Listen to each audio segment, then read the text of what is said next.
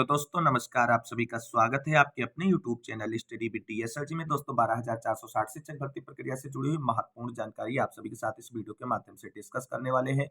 आप सभी से निवेदन है कि वीडियो को बिना स्किप किए हुए अंत तक देखें, जिससे वीडियो में जो भी जानकारी हम आप सभी के साथ डिस्कस करना चाहते हैं आप उसे समझ सकें। वीडियो में आगे बढ़ने से पहले छोटी सी रिक्वेस्ट है कि प्लीज वीडियो को लाइक करें, दोस्तों में शेयर करें। जितने भाई बहन चैनल पर पहली बार विजिट कर रहे हैं उनसे निवेदन है कि प्लीज चैनल को सब्सक्राइब करके बेल आइकन जरूर दबाएं।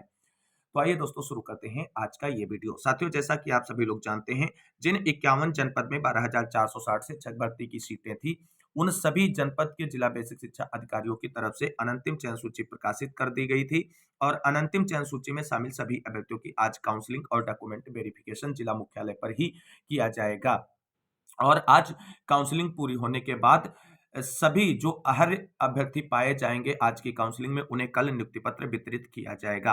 और जैसा कि दोस्तों आप सभी लोग जानते हैं, जो अनंतिम चयन सूची प्रकाशित की गई है सभी जिला बेसिक शिक्षा अधिकारियों की तरफ से, वो 2018 में जो चयन सूची तैयार की गई थी उसी को आगे बढ़ाया जा रहा है। और इसको लेकर के आप सभी को बता दें, वेटिंग अभ्यर्थियों को कहीं न कहीं जो है बड़ा झटका लगा है। जिस तरीके से वेटिंग अभ्यर्थी और 20 जनपद के अभ्यर्थी इंतजार कर रहे थे कि जो कोर्ट का आर्डर है जिसमें कॉमन मेरिट बनाते हुए नियुक्ति प्रक्रिया पूरी करने की बात की गई है, लेकिन जिला बेसिक शिक्षा अधिकारियों की तरफ से विभाग के निर्देश पर जो है जो 2018 की जो है चयन सूची उसे ही आगे बढ़ाया जा रहा है। ऐसे में आप सभी को बता दें, अब केवल और केवल 0+51 के वेटिंग अभ्यर्थियों के साथ-साथ 20 जनपद वाले अभ्यर्थियों के पास सिर्फ और सिर्फ एक ही रास्ता है, वो है सेकंड काउंसलिंग का।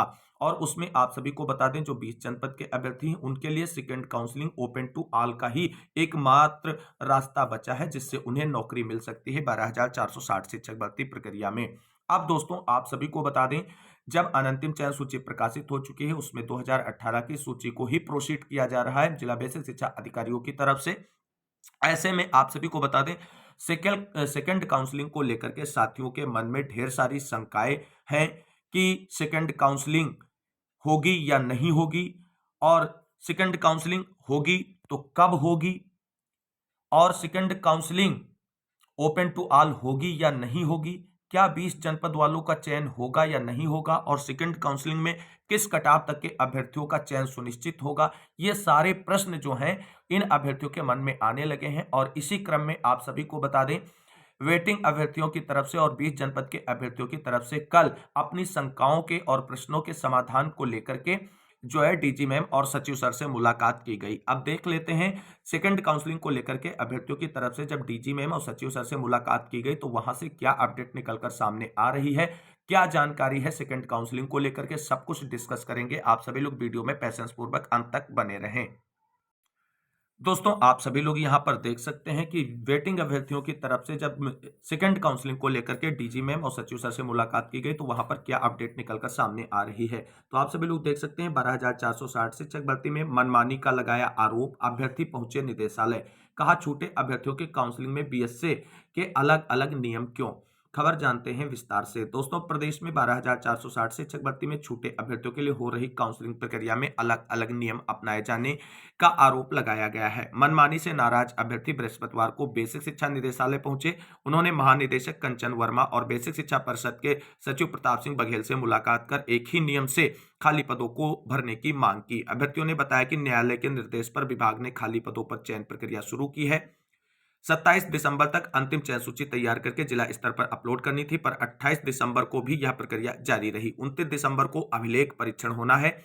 हालत यह है कि कुछ बीएसए ने सभी अभ्यर्थियों को काउंसलिंग में बुलाया है तो कुछ ने सीटों से भी कम अभ्यर्थियों को बुलाया है। अभ्यर्थियों ने इन विसंगतियों की तरफ महानिदेशक का ध्यान आकृष्ट कराया। महानिदेशक ने कहा कि सभी जगह एक समान नियम से ही काउंसलिंग होगी और हाल ही में सभी बीएसए के साथ बैठक भी हुई है। इसमें पद के सापेक्ष अभ्यर्थी चयनित किए जाएंगे। और अभ्यर्थियों ने बताया कि महानिदेशक ने आश्वासन दिया है कि अगर सीटें नहीं भरती हैं तो अन्य संबंधित अभ्यर्थियों को भी मौका दिया जाएगा। गौरतलब है कि अभिलेख परीक्षण के बाद योग्य पाए गए अभ्यर्थियों को 30 दिसंबर को नियुक्ति पत्र जारी किया जाएगा। तो ये आप सभी लोगों ने देख लिया कि जो अभ्यर्थी शिक्षा निदेशालय पहुंचे थे तो वहां पर डीजी मैम की तरफ से इन सभी अभ्यर्थियों को आश्वस्त किया गया है सेकंड काउंसलिंग को लेकर के। अब सचिव सर की तरफ से क्या बड़ी अपडेट है उसको भी देख लेते हैं। तो दोस्तों आप सभी को बता दें, जब वेटिंग अभ्यर्थियों की तरफ से सचिव सर से मुलाकात की गई तो सचिव सर ने भी स्पष्ट कहा है कि जब हम पहली काउंसलिंग प्रक्रिया अभी आगे बढ़ा रहे हैं और पहली काउंसलिंग प्रक्रिया पूरी होने के बाद 30 तारीख को नियुक्ति पत्र वितरण किया जाएगा और उसके बाद रिक्त पदों पर सेकंड काउंसलिंग का आयोजन किया जाएगा और सेकंड काउंसलिंग जो है वो ओपन टू ऑल होगी। इसका तात्पर्य यही है साथियों कि जब सेकंड काउंसलिंग की जाएगी, जितने भी रिक्त पद विभाग के पास निकल कर सामने आएंगे, रिक्त पदों का डाटा हमने एनालाइज करके लॉजिकल तरीके से आप सभी के साथ कल की वीडियो में डिस्कस किया है। उतने ही पदों पर आप सभी को लगभग जो है सेकंड काउंसलिंग होती नजर आएगी। तो वही चीज आप सभी को बता दें जो हम लगातार आप सभी से कहते आए हैं कि सचिव सर ने कहा है कि हम पहली काउंसलिंग प्रक्रिया पूरी करने के बाद नियुक्ति पत्र वितरण करेंगे और उसके बाद रिक्त पदों का डाटा कलेक्ट करेंगे और उस पर सेकंड काउंसलिंग कराएंगे और second counselling open to all होने जा रही है। और second counselling open to all जो है 20 जनपद वाले अभ्यर्थियों की पहली मांग है और ऐसे में आप सभी को बता दें सचिव सर की तरफ से पूरी तरीके से आश्वस्त किया गया है कि किसी भी अभ्यर्थी को परेशान होने की जरूरत नहीं है। हम भर्ती प्रक्रिया को आगे बढ़ा रहे हैं और हमें कोर्ट का निर्देश है कि 6470 पद भरने हैं, तो हमें 6470 पद भरने के लिए आगे जो है कई चरण की काउंसलिंग भी करानी पड़ सकती है, क्योंकि जिस तरीके से फर्स्ट फेज की काउंसलिंग में अभ्यर्थी जो काउंसलिंग कराने आएंगे उनकी संख्या काफी कम रह सकती है, क्योंकि पहली चयन सूची में उन्हीं अभ्यर्थियों को लिया गया है जो 2018 की चयन सूची में थे। और ऐसे में आप सभी को बता दें इसमें 51 जनपद के अभ्यर्थी जो हैं वो नौकरी कर रहे हैं, जो शून्य जनपद के अभ्यर्थी हैं जिनकी संख्या लगभग 1200 के समथिंग है, वही साथी लोग आज काउंसलिंग कराने जाएंगे। और आप सभी को बता दें 1200 चयनितों की अगर संख्या हम निकाल दें कुल आवेदकों से, तो लगभग आप सभी 4000 के पास जो है सेकंड काउंसलिंग में पदों की संख्या देखने को पाएंगे। ये बिल्कुल ही एनालाइज्ड डाटा है, इसमें किसी भी प्रकार का कोई डाउट नहीं है। तो साथियों कुल मिलाकर के सचिव सर की तरफ से भी वेरीफाई किया गया है कि सेकंड काउंसलिंग होगी। अब किसी भी साथी को बिल्कुल भी परेशान होने की जरूरत नहीं है। सचिव सर ने कल सभी साथी जो गए थे उनसे मिलने, उनकी बात को पूरी अच्छे तरीके से सुना और अपनी बात को भी उन्होंने विस्तार पूर्वक साथियों को समझाया कि देखिए इस तरीके से प्रोसेस चल रहा है और विभागीय कार्रवाई के लिए एक प्रोसेस होता है, उसे हम फॉलो कर रहे हैं। आप सभी लोग निश्चिंत रहें, विभाग को 6470 पद भरने हैं और 6470 पदों पर भर्ती के लिए सेकंड और थर्ड काउंसलिंग अगर करानी पड़ती है तो हम कराएंगे, लेकिन पहले फर्स्ट फेज की काउंसलिंग के नियुक्ति पत्र वितरित करेंगे और उसके बाद रिक्त सीटों पर ही आगे की काउंसलिंग कराई जाएगी, जिसमें सभी अभ्यर्थियों को मौका दिया जाएगा। तो कुल मिलाकर के वेटिंग जनपद जो वेटिंग अभ्यर्थी हैं, चाहे 19 जनपद हो या 51 जनपद हो और 20 जनपद के अभ्यर्थियों को कुल मिलाकर के सचिव सर की तरफ से आश्वासन दिया गया है और सचिव सर इस पर कार्रवाई भी आगे सुनिश्चित करेंगे। बस आप सभी को केवल और केवल इंतजार करना पड़ेगा। दोस्तों अब बात कर लेते हैं कि सेकंड काउंसलिंग किस डेट को होगी। तो साथियों आप सभी को बता दें फर्स्ट फेज की काउंसलिंग प्रक्रिया पूरी हो जाएगी, नियुक्ति पत्र वितरण हो जाएगा।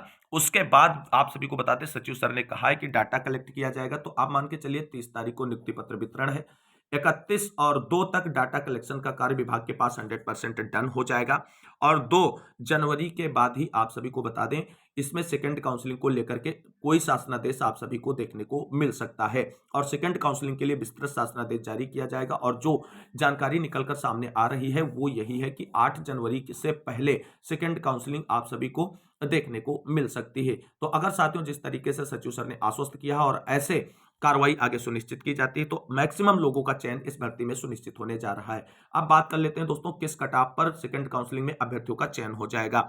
दोस्तों जिस तरीके से आपको हमने बताया है कि इतने पदों पर सेकंड काउंसलिंग निकलकर सामने आ रही है, उस हिसाब से अगर आप देखें तो न्यूनतम कटाव वाले अभ्यर्थियों का भी चयन 12460 शिक्षक भर्ती प्रक्रिया में होने जा रहा है। तो कुल मिलाकर के कटाव को लेकर के अभी कोई टेंशन नहीं लेनी है। सेकंड काउंसलिंग का शासनादेश आते ही सारी चीजें अपने आप क्लियर हो जाएंगी और जो मैं डाटा आप सभी को रिक्त पदों का बता रहा हूं सेकंड काउंसलिंग के लिए वो भी आज शाम तक वेरीफाई हो जाएगा बेसिक शिक्षा विभाग उत्तर प्रदेश की तरफ से। और आप सभी लोग खुद कहेंगे कि सर हाँ इतना ही डाटा निकलकर सामने आया है।